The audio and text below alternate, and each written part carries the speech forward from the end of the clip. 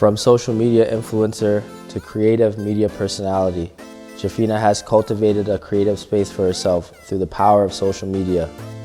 Hailing from the Scarborough community, Jephina speaks from a place of true authenticity and passion.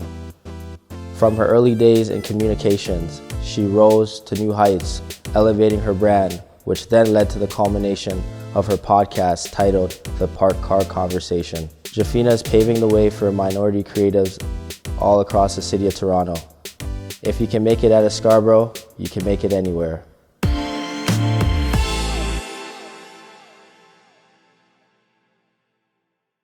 Checking in from season 3 of A Culture Conversation. I'm your host, Twin GQ. Top of the year, we want to start it off right, so I'm just gonna give the platform away to my guest, a female that came out of the same environment as me in Scarborough, my fellow Scarboroughite. So what's up? Tap in. Scarborough in the house. Yes.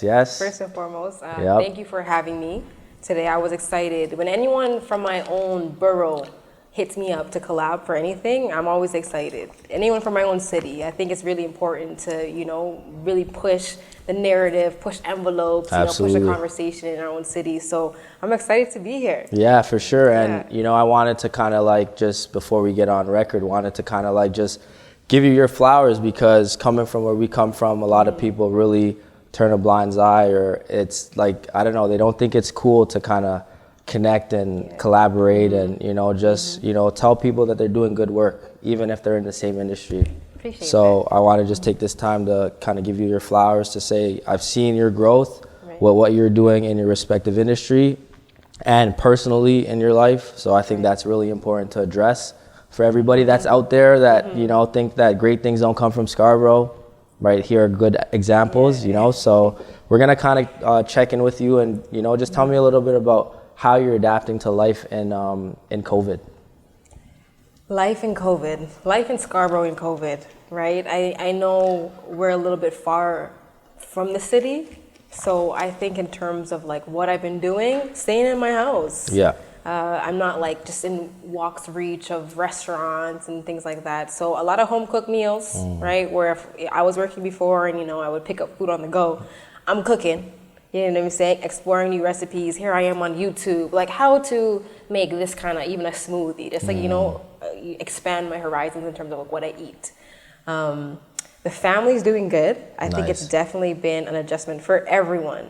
You, me, everyone. Whether it's at, whatever our outlet is normally, that we get our little fix of fresh air outside of the house, we don't get that anymore. You know what I mean? Or unless we feel like we're condemned if we are. You know what I'm saying? So the small things, going to the gym, being able to see my friends. I miss my girlfriends. Oh my goodness, I miss them. You know what I mean? But thankfully we have FaceTime.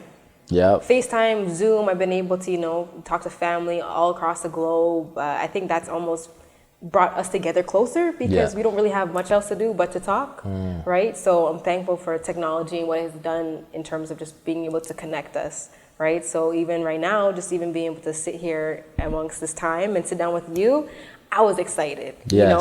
It makes me appreciate the smaller things. Absolutely. Life doesn't have to be busy all the time. It's sometimes I just like to sit down, relax, have a really in-depth, dope conversation. Yeah. Just check in with people that I normally don't check in with on an everyday basis. Yeah. So that's been really cool for COVID. Yeah. I'm doing okay. Yeah, and it's crazy because it's you said a lot of great things. It's been a year since I seen you. Yeah. Which is crazy because a lot, last time I seen you, your son was really small and he's growing now, and you're doing this amazing thing with your podcast and your media career, and even what I'm doing in my respective field. It's sometimes it's hard to kind of tap in with people that you used to be around all the time. Right. But I feel like COVID has, I look at COVID as the universe giving us a vacation. All of the times we're kind of, conforming to the reality of work. Right. We got to work to live, to pay bills, to do this. So we kind of adapt that mentality, but it's all about adapting to balance, taking time to connect with your family, your loved ones, yourself. I feel like before COVID, a lot of people were neglecting the things that were true to their soul, Right. education, connecting with your family, building or even fixing, tempered relationships. You know what I mean? So it's kind of like, it's hard, like, you know what I mean? But Yeah. I feel like going forward, people have to really be grateful for these lessons that COVID has kind of brought upon the world. For sure. And, just move with that intent. Have great intentions and, like I said, learn something. Like, I feel like you said, Yeah. home cooked meals. I'm in the kitchen trying to like learn different, like. You chefing up. Yeah, I'm trying. So I just go to say, like, use this as a moment to grow. Right. You know what I mean? And I'm actually wanted to turn it into like a discussion with you, talking about your parenting experiences in COVID. Right. How has that been? Okay, let's put it this way. Like you said, you didn't see me for a year and my kid was a baby, and now in the middle of COVID, he's a grown man. Like, just like that. Like, he's able to tell me what he wants, what he doesn't want. He's able to, do things for himself, and he wants to do things for himself. Yeah. And I've spoken to a lot of other parents. I think the most challenging thing, and I think the biggest thing for me, like as you said, balance, and for COVID also, what it's doing to a lot of people is forcing you to accept change. Change is hard to accept. You know what I'm saying? When your environment, like, it's comfortable, and everything's going good, and all of a sudden, whoop, underneath your foot, like, can't go to your job, can't see the people that you want to see. A lot of kids are in school full time, and now they're at home with their parents. That's crazy. You know what I'm saying? Instead of, shipping them, it's, going to school here, you have recess. Now, there's no breaks. You know what I'm saying? So people ask me how I'm doing. Like, when I first saw you, it's like, I'm busy. You know what I mean? This kid is everywhere. He's in everything. Whew. Let me just take a breath for that one, okay? Because this parenting thing is no joke. And it's such an unprecedented time. You would never think. And obviously he's like 2.5, right? So I wouldn't say he would necessarily for sure be in daycare, but I would definitely explore the option of daycare if COVID wasn't a thing, just for the social interaction. You know what I'm saying? And I know he's starting to, when he wakes him up, Mommy, wake up, play. Wow, like, he always wants to play, and it's like, I don't got 2.5-year-old energy. You know what I'm saying? I can't play. I shoot some hoops with him. You know what I'm saying? The little kid hoop thing. I'm pretty good at that, by the way. Okay. You working on your skills? Listen, I know you can really hoop. We've done this before, but like, I'm gonna really show up on this little kid hoop. But I can't do it all day. So, I mean, mother's guilt plays a role in that too, right? Because now that it's just like us in the house, we can't go outside, we can't see his cousins, we can't see his other like kid friends. I think that has been challenging, but nonetheless, shout out to YouTube. Okay, shout out to YouTube, keeping my kid entertained. Cokie Melon, Blippi, Google Gaga, all those shows. You're putting that on game, some kid shows, okay. And I think there's a shift also. I know a lot of people are like very skeptical of letting their kids watch television, and it's true, like this contact with his eyes so close, I'm not really fond of that, but it does teach him a lot, so in between the gaps of him being around the house, and thankfully I'm in the house with my family. You know what I mean? Mom, I'm not moving out anytime soon, okay? you stuck with us, the help, right? But I think it's just been interesting that like it's just day in and day out, it's kind of like the same thing, so it definitely comes with its challenges, for sure. And all the other parents, hang in there, man. Hang in there. Hopefully school, I know schools are shutting off, closing on and whatever, but hopefully life resumes back to normal at some point, because it's so important for kids to have that social interaction. Yeah, absolutely. And you feel like, especially those are like one of your like formative years of your life, like when you're going from like toddler into like, little kid and transitioning into your youth years. You see now that schools are going full virtual. They lose that contact with like, in terms of like socially, like, you might build and have a connection with a friend and you might not see him for 8 months. Like, what does that do mentally when you're only seeing your friend on Zoom, right? And what would you do if you didn't have gym class? You love gym. Yeah, that's crazy. I never thought of that. Gym. They don't have no gym. Yeah, I never thought of that. But like, that's crazy. It's like you got to figure it out now. And like, for kids, like, I feel like motivation comes from your environment.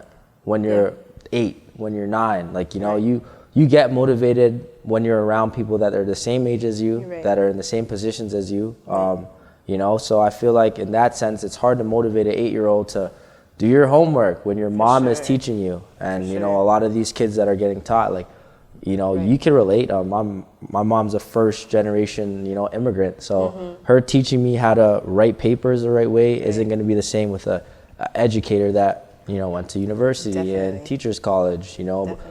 Luckily you actually went to university and you, acquired higher education. So it's easier for you to kind of teach your son, but the majority of parents kind of are behind the eight ball. You know what I mean? So how do you feel about that? Obviously, your son is not at the age where he's in full-time school, but could you imagine the possibilities? Or I mean, I went to school and I have my honors degree in communication, but when it comes down to math, let me tell you, I'm passing them off to somebody else because that's not my forte. Yeah. You know what I'm saying? So if I had to, actually teach him, shout out to the teachers. I don't know if you know that, but I worked for the school board. I worked for TCBSB. Oh, the Catholic school board? Yeah, I worked for the Catholic. I was working in high schools in Scarborough. That's crazy. Yes, I worked at actually 2 different high schools in Scarborough this year. Actually, right before the quarantine hit, when March break hit, that's when I gave him my resignation that I was going to be leaving. Yeah. Yo, shout out to that one time. Yeah. You went back to your community and you served by teaching. Wow, that's crazy. Yeah, it wasn't even, and I'm not a teacher. I was just, in the school, but I had a very interesting role where I was one-on-one with the kids.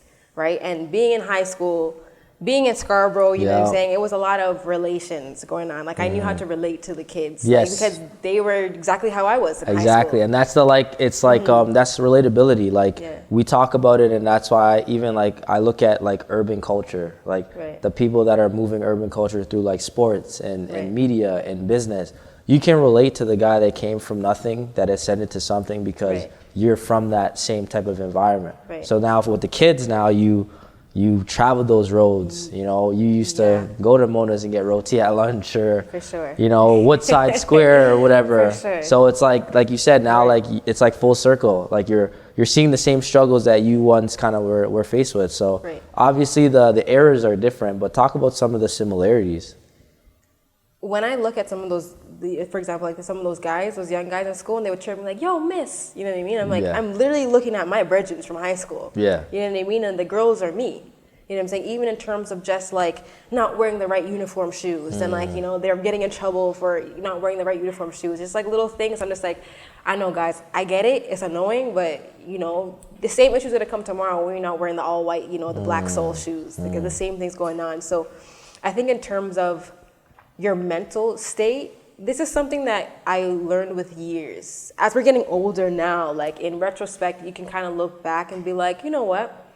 I get what that person was trying to say to me. You know what I'm saying? I understand time really goes by fast. Cherish those years, maybe explore options for whatever happens after high school, post-secondary. And at that time, you don't really want to take it in. I'm not saying all students are like this, but I can really resonate with the students who are just having fun. Yeah. You know what I mean? They're focused on different things. Academics are important, but also being in the school board, I realized it's not everything and it's not for every kid. Yeah. You know what I'm saying? So especially being in that environment, I feel I have grown more of a sympathy for the kids who don't get the attention. You know what I mean? Because, and one time, shout out to the educators. Because that question you asked me earlier, what do you think, how I would handle educating?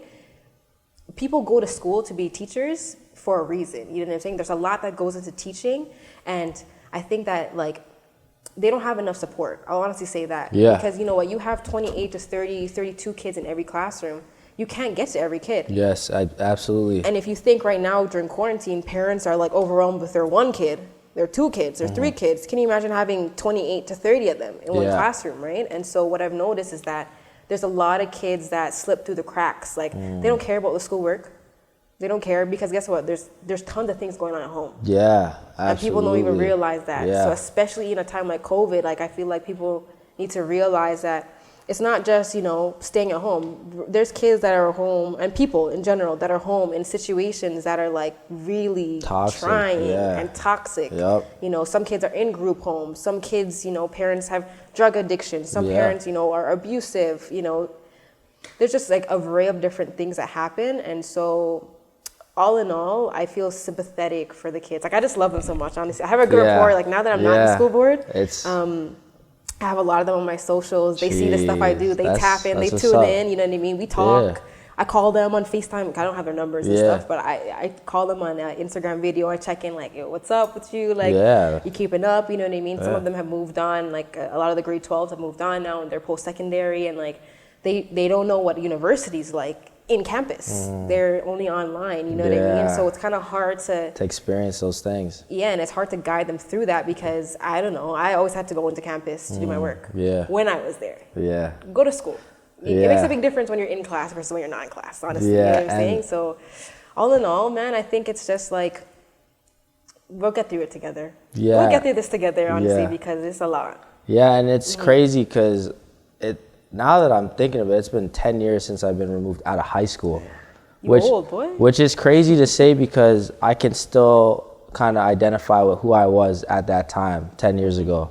Being a kid at 18, you know, and not saying I didn't have hopes and dreams for the future, but not seeing, you know, what the teachers were doing in terms of like prepping us. And some teachers, you know, at the time I felt like, you know, couldn't really get to what, like, wasn't relatable to me. Right. How can you tell me to take English at like a international baccalaureate level if I didn't see the value? You know, now I'm doing things in journalism and writing for Associated Press sources and stuff like that 10 years later.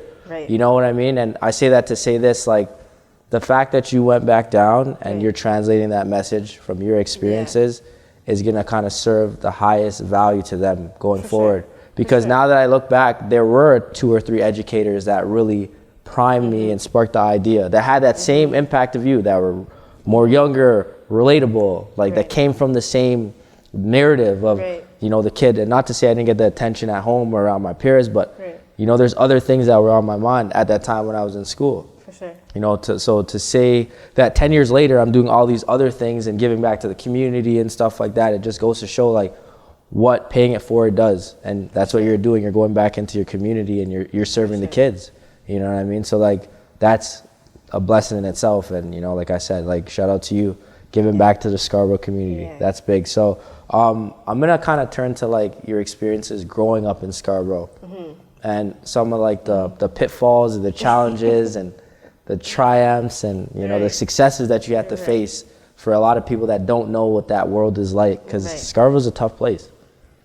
Shout out to Scarborough one time. It's like anyone else that's not from Scarborough. Like, I've talked to so many people along the way, and they're just like, "Oh, you're from Scarborough," or like, you know what it reminds me of? It reminds me of like Brooklyn in the '80s. You see how everyone's like, "Yo, Brooklyn's like super tough. Nobody really makes it out there."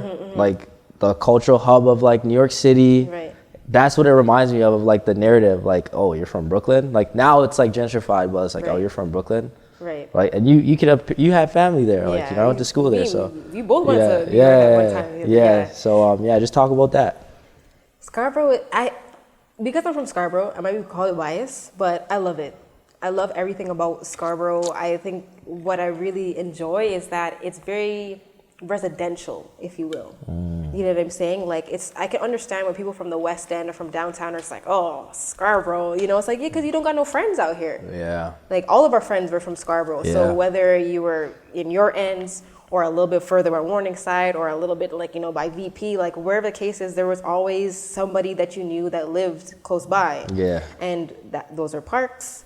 Those were, you know, I don't know, wherever. There's tons of things to do. You know what I'm saying? And people really don't see the beauty in it. But what I really enjoy about Scarborough, the people. I like the people. It's big. It's a big borough. Yeah, for sure. Absolutely. It goes from Steeles to what? St. Clair. And the Kingston on the east. Morningside to VP. That's big. If you ever drive on the 401 in Scarborough, like you're driving for a long time. You know what I'm saying? And growing up, I think I'm from Scarborough, and I grew up in the suburbs of Scarborough, like the borders, like along Steeles, you know that, right? Yeah, for sure. And so I really had a different experience than some of my friends who grew up on Eglinton, who grew up on St. Clair, You know what I mean? And I think that's like a beautiful thing, because some of my brethren would come to my house and be like, yeah, so they get the double experience. Yeah, they're like, fam, I didn't even know people live like this. You know what I'm saying? You got like carpet in your house and like a basement. You know what I mean? I was fortunate, like we lived with, me and my sister lived with my grandparents, growing up, and we lived in like a decent sized home.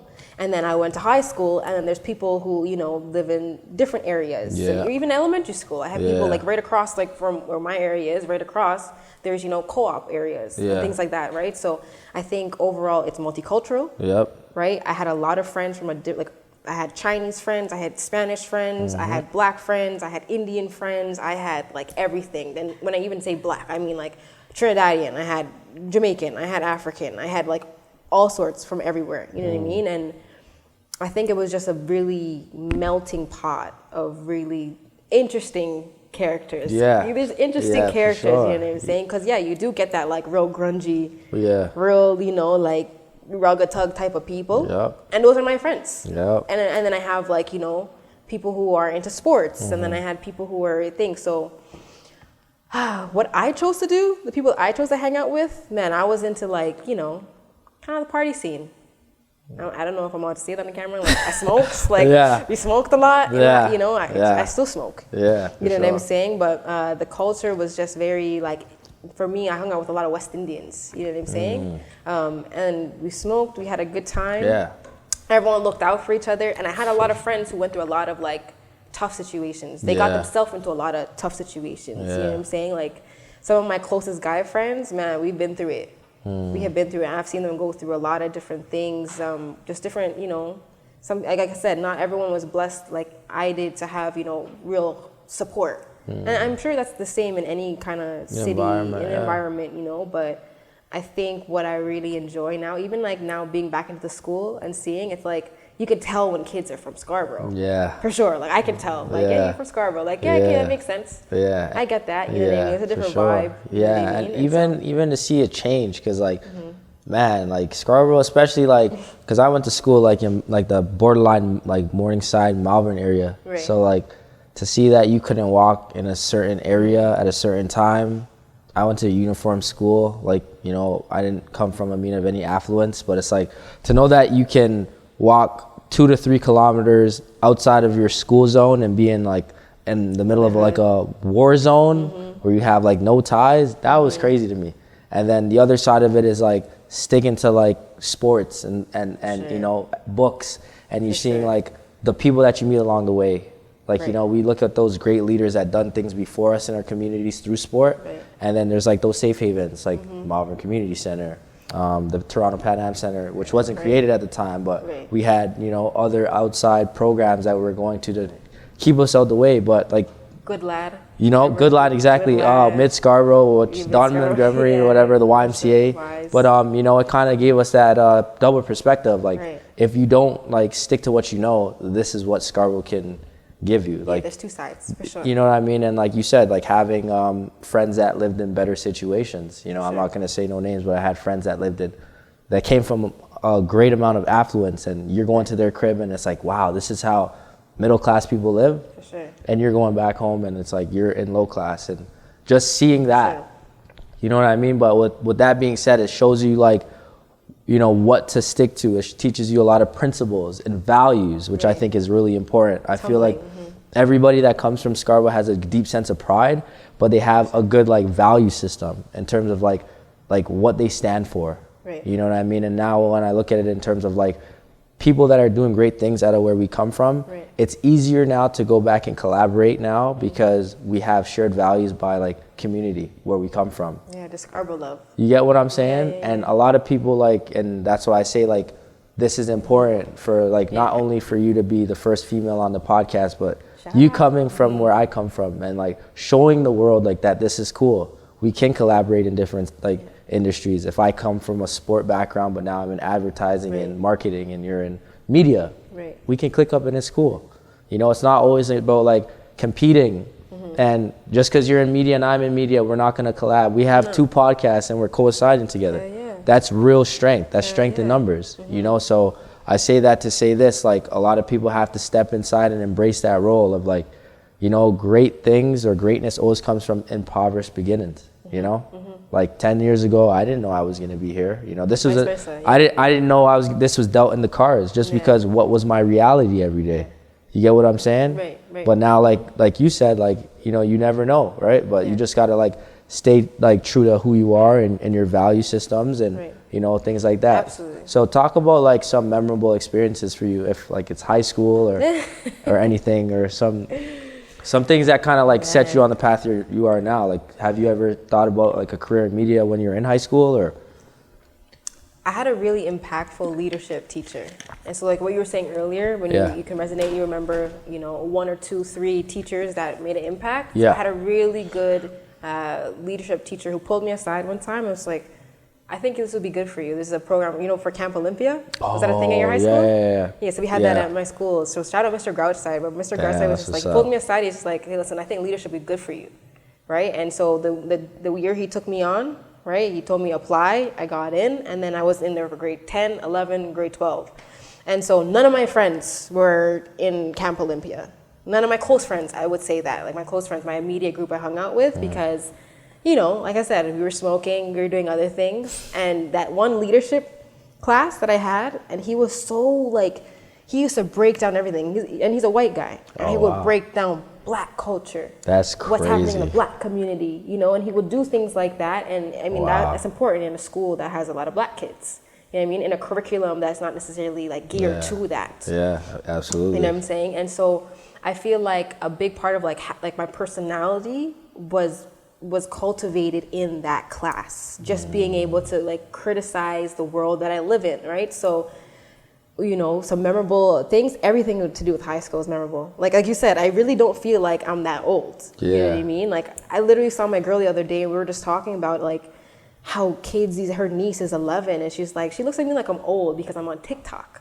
I'm like, what do you mean? Like, I'm old, I'm on TikTok. I'm on IG. You know what I mean? The kids will try to talk to me. I'm like, I'm wearing the same sneakers you're wearing. Yeah. What are you talking about? Yeah, you know we've been like the leaders of the culture from a long time. But and people have paved the way for us. You know Facts. what I'm saying? And Circle of life. So what do I remember from high school?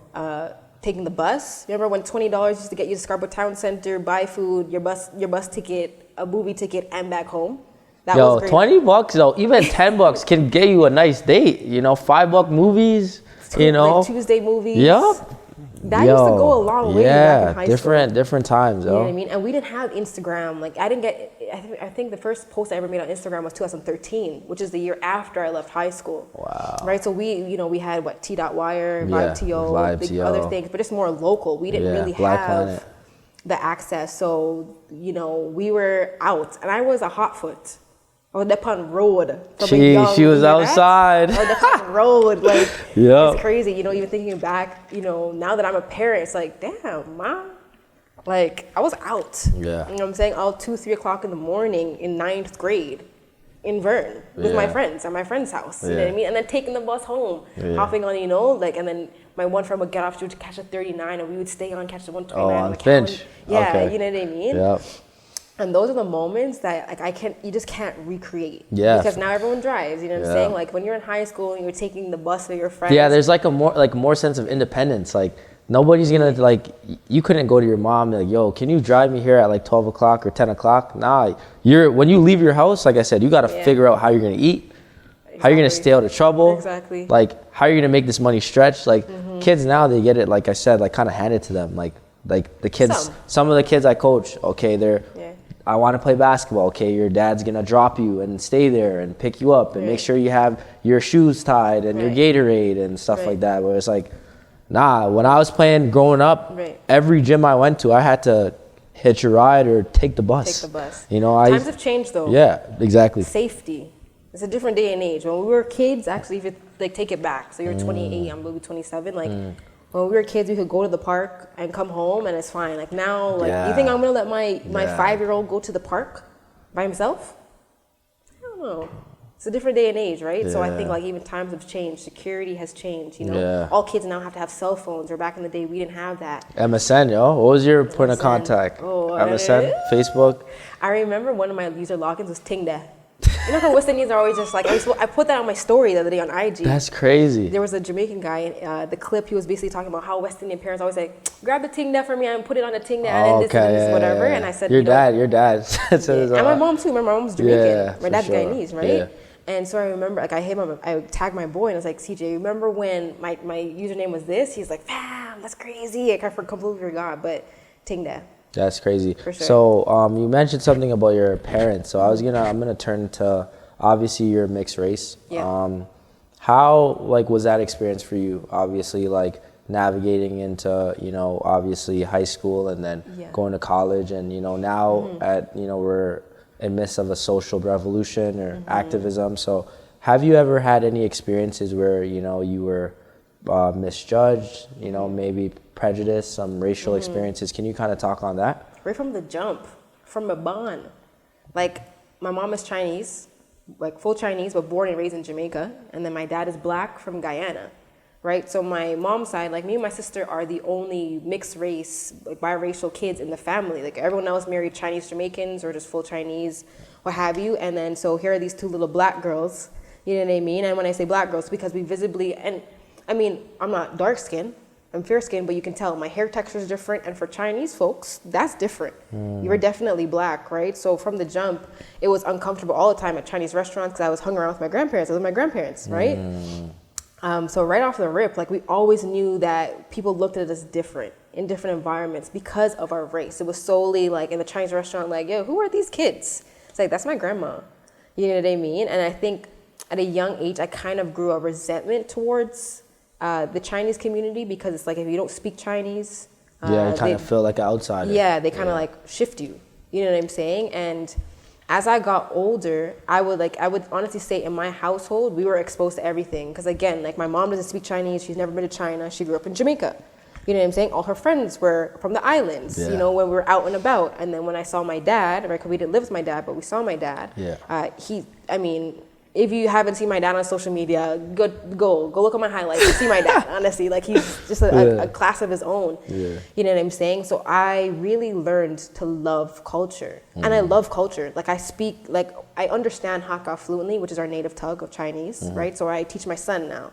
Wow. Like, even before we go to sleep, like, he can say, like, 3 sentences. He can say sentences better in Hakka than he can in English. Wow. Right? And on your grandma's side, it's Mandarin is the... No, it's Hakka. We speak Hakka, yeah. So it's like there's Mandarin, there's Cantonese, and there's Hakka. So you see Hakka restaurants. Yeah. So Hakka people are the Chinese who left China and they're travelers. So if there's Chinese in India, they speak Hakka. Chinese in any of the islands, Jamaica, Trinidad, Guyana, Barbados, whatever the case is, Hakka. Chinese in Mauritius, they speak Hakka, like anywhere, you know?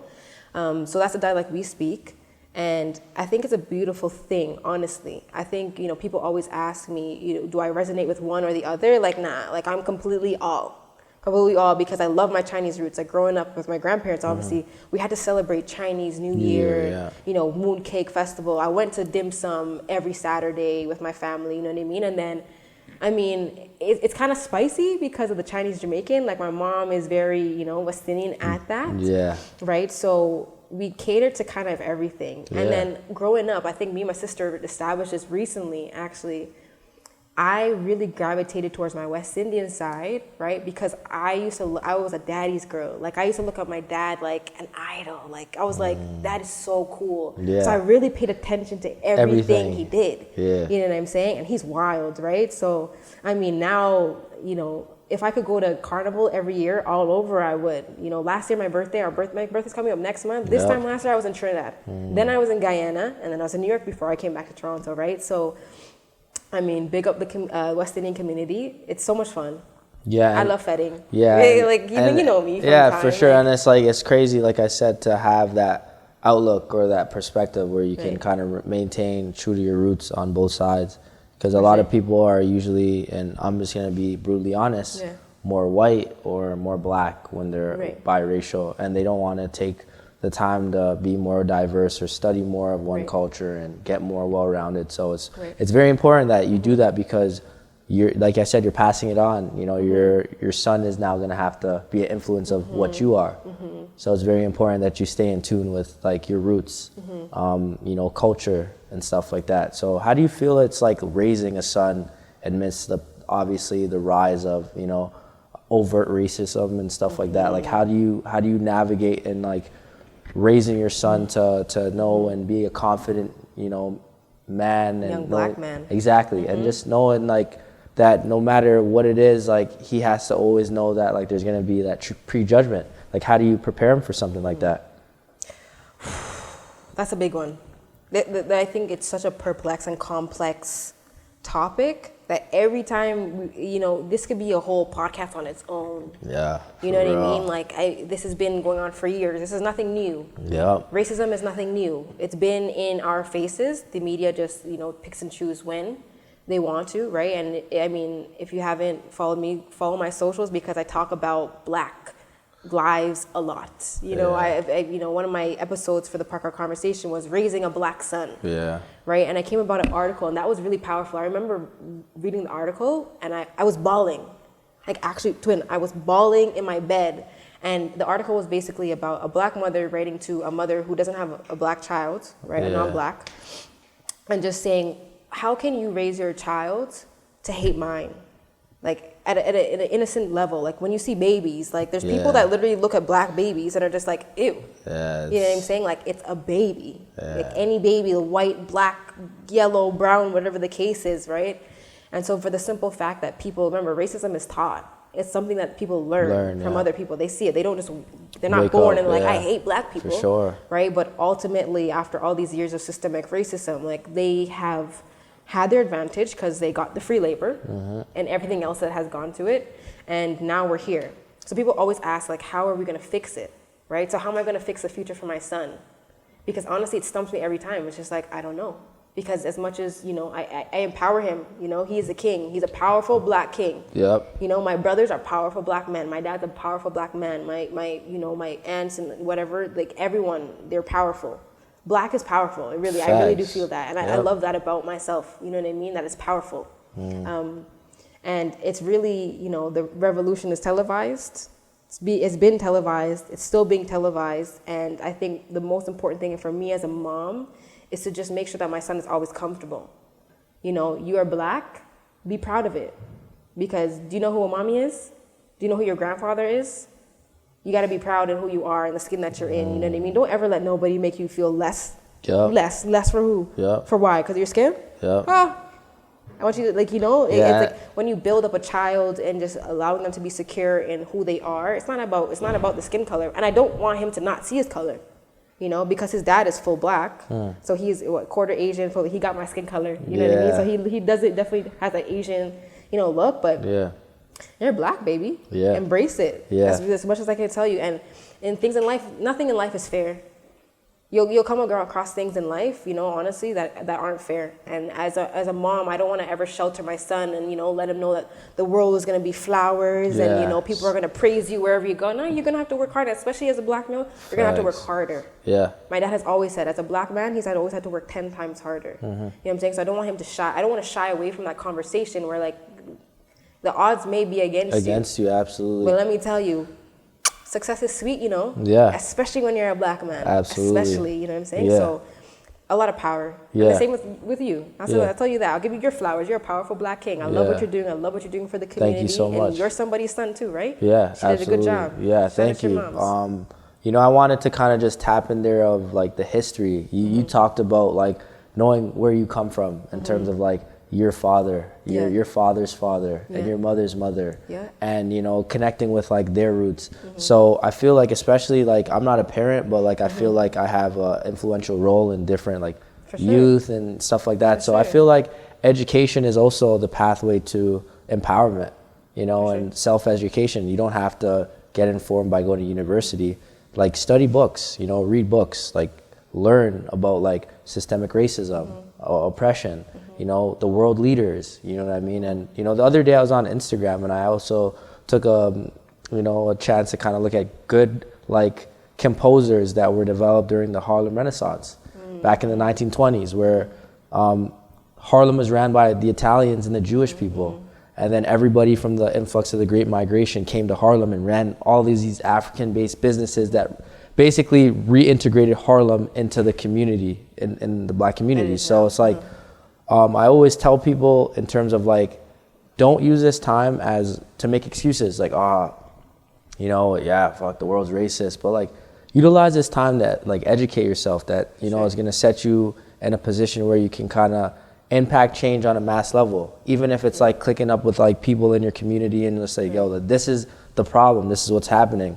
Let's create a solution. Like, you know what I mean? Let's create ways that's going to empower us together. Because I always say it's strength in numbers. The African proverbs, if all black people came together and that were well informed and had the resources, we'd be more powerful than the Jewish community and the Italian community, or as powerful as the Italian community in putting organizations in place and providing for generations and providing wealth for generations and widening the gaps. Speak on it. But it's like a lot of people is like, oh man, like they use this racism as a time of like, it is hard, you know what I mean? But like, educate yourself, study, you know, the world leaders, like the Mensa Musas of the world, the Malcolm X's of the world, and Martin Luther King's of the world, Ralph Ellison, like the great African American leaders. And it all started with what? The vessel of change. Okay, I believe that this is the right way to be. So act on intention, you know, like get your community behind you. Like it's just different. And I feel like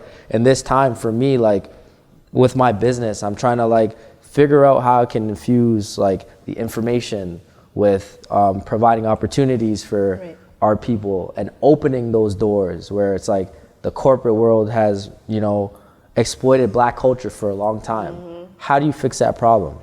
You know what I mean? How do you allow us to run the culture in terms of like what we own, right? In technology, like we don't own Apple, no shares, right? Like Jay-Z's opening doors for Tidal, it's black owned. Puma is going to be black owned. Rock Nation, like these empires that you know, guys like LeBron and Jay-Z and these guys are invoking on a mass level. But what about the people like on a micro level?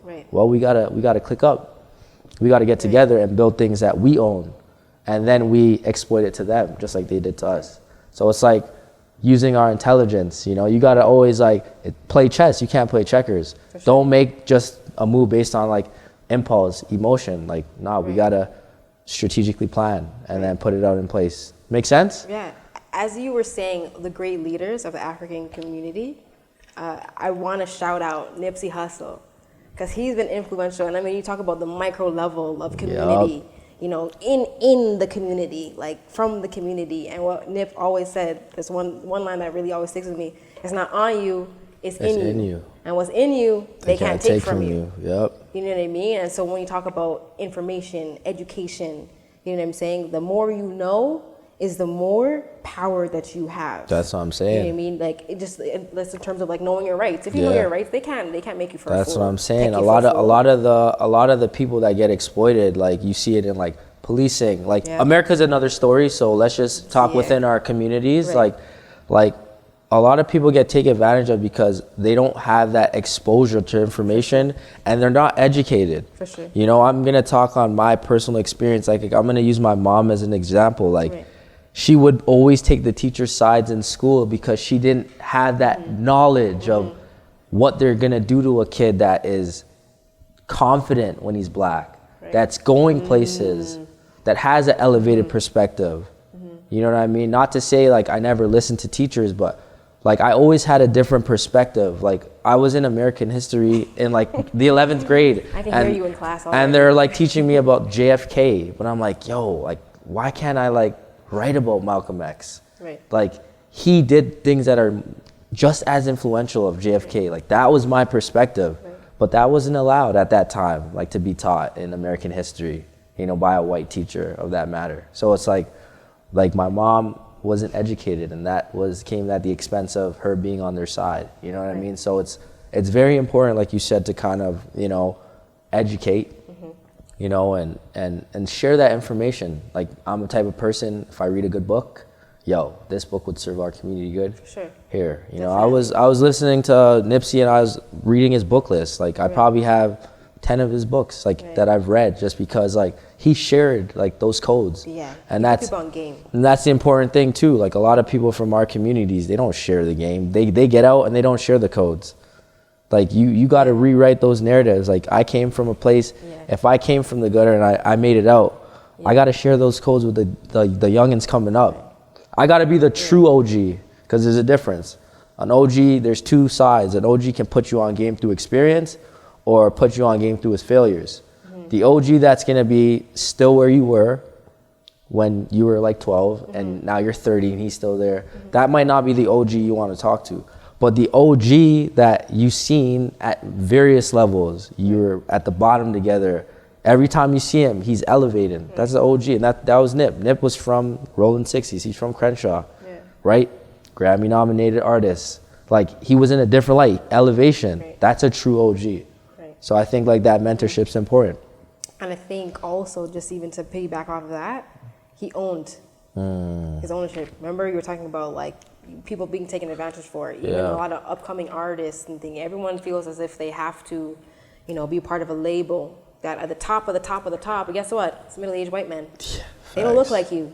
You know what I mean? They might give you your little royalties and you take what you can and you go with it. But ownership is very important. You know, and especially again, you know, in our community, even in Scarborough. So let's, you know, continue to push that envelope for our youth. For people our age too, because we're at the age where we're, you know, starting to buy homes or, you know, aiming at doing X, Y, Z, right? And ownership is important because again, what you have, they can't take from you. They could try to make you, you know, take you for a puppet and all these things. But if you own these things, if you own the royalties, if you own, you know, the ownership to your music, if you own the ownership to your brand, you know, if you people have to copyright these things, you know, get the licensing, you know, and once you own, that's how the Black community will itself just beg. It's like I'm not asking to take from theirs because someone made an analogy one day, and they're like, if someone is ahead in a race, right? Really, other ethnicities, if they're ahead in the race, do you think they're just gonna fall back so that you can catch up? They're not gonna do that. And I'm not expecting other cultures to do that. I expect them to understand how they got ahead and don't use a privilege because listen, you got ahead how the way you did, right? But the Black community build together, you know, and you know, circulate the money. That's why it's so important. You know, push Black-owned businesses. I have a picture on my Instagram of my son wearing the Black Lives Matter. It's a cap I bought from New York, a Black-owned business in New York. You know what I mean? And it's just like just keep the dollars within your community. You know, and I think that's a great place to start. And it's like a mentality, you know, because we're brainwashed to consumerism, capitalism, all that other stuff, you know. But it's like you gotta like brainwash yourself. Like if you can pay $100 to wear Nike, you can pay $85 to wear Throne. And that's just what I'm like. That's the analogy. Don't look. That's fire. Like, you know, like don't look at it as like, oh, it's too much or you know what I mean. So we just gotta really like just change the way we think. For sure. So I wanted to just do one quick thing before we wrap up here. I'm gonna turn to something I like to do here that's called quick hitters, where I kind of ask questions and you just kind of give me rapid fire answers. So. We're gonna do Scarborough edition here. So, your top 3 favorite food spots in Scarborough. Oh, God, you're gonna do that to me. Okay, my favorites recently. Okay, well, we're gonna put Mona's on just because, like, if you ever want any just quick picks down the street from me, can't go wrong. Mona's roti. I'm big on their curry. What is it? The curry. No, I get the roti, but I get the curry goat. I get the curry goat roti with the bone in it. The bone makes all the difference. Esquire, a VP and chef for Greek food. Like if you ever have like $15 and you want a big dinner and a good dinner, shout out to Esquire. And in Scarborough. Honestly, I'm gonna say a lot of the Chinese restaurants. In specific, Conji Queen, Canadian Shepherd. Ooh, I thought you were gonna say Perfects though, because we used to go. You know what? Perfects on the late nights. After any party, I actually went to Perfects the other day in broad daylight. That's crazy. 3 in the afternoon. I know that's it's normally a late night spot, but Perfects is definitely a go-to for sure. Yeah. Then 3, I guess like iconic chill spots or like landmarks, like your top 3 in the city in Scarborough. Sorry. Now or when I was younger? Because when we're younger, we're talking about okay, iconic of all time, Scarborough Town Center. Scarborough Town Center, I mean the bus terminal, first of all, the movie theater, anywhere, like, listen, things were gone and back in the day, okay? So Scarborough Town Center for sure. We would venture, even from Scarborough kids, we would go down to Woodbine Beach. I know that's not from Scarborough. Can I say that Woodbine? Like Woodbine? No, that's a Danforth, little. I know, Yeah, it's East York. Yeah, it's East York. So I mean, but Scarborough kids, we were out at Woodbine. All right, so okay. 3 other iconic spots. My house. You know, my house was a chill spot. Yeah. Everyone and anybody, you know, was at my crib. So shout out to the landmine. Jeez. People have always been at my house. And for me, another iconic spot, I'll say maybe Morningside Movie Theater. Oh, by my high school. Yeah. Okay, that's crazy. That's where, you know, if you wanted to get like movies at a cheaper rate. Yeah, it was cheaper, like $2 or $3 cheaper. Yeah, and then I guess your top 5 like iconic or like rotational songs in high school that you play on like your iPod. Oh my gosh, how are you doing this to me? Yeah. Okay, I'm thinking about my ringtones. She's Royal, Terrace Riley. Shout out to all my reggae and dancehall people. For me, it was a lot of dancehall. How you gonna put me on the spot like that? Like, there's so many. Okay, what I can remember are all like, you know, the in things when they came out, like Chris Brown. If Chris Brown came out with a new song, I can remember Chris Brown, Fetty Wap. I can remember who else came out that was majorly big. I'm thinking BET days. Yeah. Big tracks. Okay, well, Vibes Cartel, Movado, Serrani. Serrani was a big one. Those are people. Yeah. Can we make sense of those 5? Chris Brown, you said. Chris Brown. Like, I mean, in terms of rap, what I used to listen to, Old Weezy. Yeah, Lil Wayne. Oh. Kids don't know about Old Weezy. Yeah. Old Weezy, Nas. That was before 50. That was before the Drake era. You see Before how things changed. Yeah. Yeah. Soulja Boy. Crank That. In high school. Yeah, Crank That was. That was big. Yeah, that was big. That was a big deal. The Dugging was a big thing. Yeah, that was my last year. Can I tell you I've Dougied a couple times? Yeah. I don't know. Yeah, but for like, sure. I know that was a big thing. Yeah. But Nah, that's what's up. And then, you know, one last thing I say is like advice that you would give to your younger self. Like, what would that sound like? Be more mindful. I think really and truly now that I'm able to look back and, you know, be amongst girls my age from the same borough that I was from, I know it's hard to take advice from people who are older. I know it sounds cliche, you know, like when I was your age, because I really feel like I was in that mentality where I didn't listen to nobody. I was doing exactly what I wanted to do. I was grown. I was 16 and grown, okay? So excuse me if I was out and I was about, you know what I mean? And I feel like I really wasn't disciplined with myself. And if I had been, I think I would have just set myself up and I would have skipped some of those really bad hardships. Not that I regret the hardships that I went through, but they were really tough to go through, you know what I mean? And so if I had listened to more guidance and if I had, you know, paid more attention to the little subtle things that people would tell me that I was doing, I definitely would have taken into consideration as opposed to just be like, I'm grown. Say what you want to say. It's cool. I got to figure it out. Because guess what? At 16, at 17, at 18, and 19, even before I had my kid, at 23 to where I'm at now, at almost 27, I'm a completely different person. So just, you know, realize that, you know, the decisions that you make then aren't your end all. It's not your end all. God willing, you got a lot of life ahead of you. So stay true to yourself and be open to hearing what other people have to say. And especially people who have gone through the same things that you've gone through, people that you look up to, spend more time, you know. I never spent time with people that I was like, okay, I can see myself doing this. Yeah. Asking questions. Yeah. I never really did that. Yeah. So just seek more life. And when I say life, people is life. Yeah. You don't have life without people. That's Absolutely. what we're here for. Yeah, for sure. And like I said, I'm going to echo off that message, you know, like just don't be afraid to create something that's never been done. You know, a lot of people always say like, oh, like, you know, I can't do this. I can't do this. Like, what can you do? Why don't you work with the parameters of what's in front of you? For sure. You know, use your mediums. Like, you know, start a podcast with, you know, a microphone and 2 cameras. And then when you're on the level where you can do it in a setup and get it right, but just get started. Just get started. You know what I mean? And we're going to, you know, leave this platform now where people can find you. So you let the crowd know where they can tap in with you and kind of connect with you and stuff like that, you know?